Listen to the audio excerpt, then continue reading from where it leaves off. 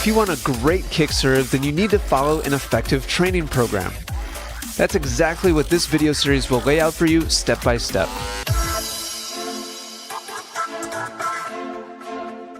Once you've mastered a correct kick serve swing path using video 1 and a correct toss position in video 2 of this serve series, it's time to pour fuel on the fire by using the legs more actively and explosively.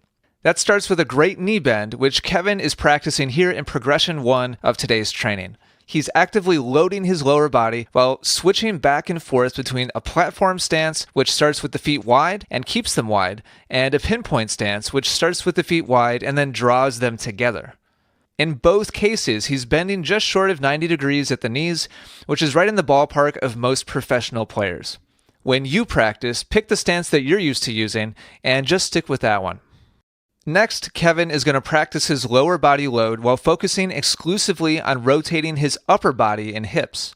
As he alternates between pinpoint and platform stances to demonstrate good use of both, notice how his hips turn to be perpendicular to the baseline, while his shoulders rotate a solid 45 degrees past that. This actively coils the torso while his legs are bending and storing energy below the waist. Combining the two together builds massive potential for acceleration up and through the ball to create both power and spin. Without executing all of this together with a good swing path, quality kick serves are extremely difficult to achieve. Be sure to spend time practicing each element individually so you don't get overwhelmed. In this third progression, Kevin is going to practice using all of that stored energy from bending and coiling by unwinding and driving up into an imaginary contact point. As he demonstrates both pinpoint and platform executions, notice how both feet are leaving the court and his front foot touches down first.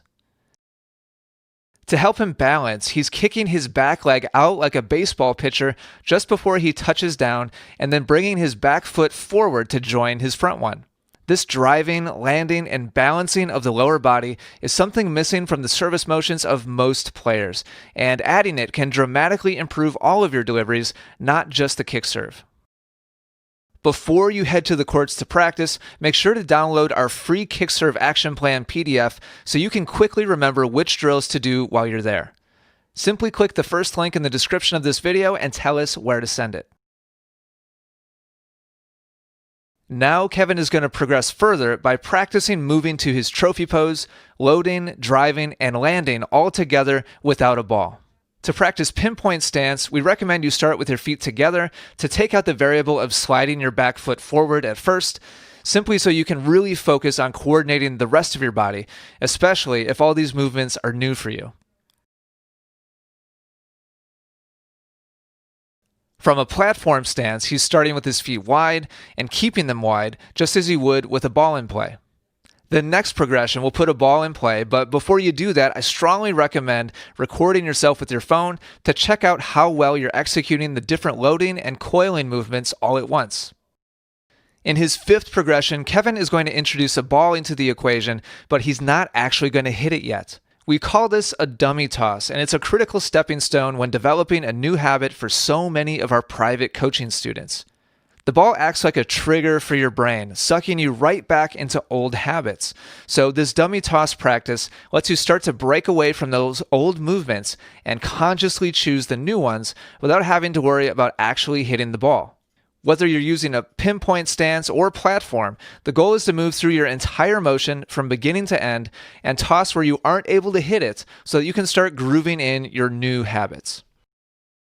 Next, Kevin is going to toss and actually hit the ball while incorporating everything he's been training. The bending of his knees, coiling of his upper body, driving up and out into the court, and catching his balance on his front foot. It's critical that you don't worry about where the ball is going at this point. Instead, focus all of your mental energy on executing these new lower body movements correctly. Once you get pretty consistent, focus on bringing in a correct kick serve swing path, which we trained in video 1 of this series, and above all, make sure you keep things really slow and smooth at first. That's the end of the drills for day 3, but we have a lot more to cover. Click or tap for day 2 or day 4 now, and also be sure to download the free kick serve action plan.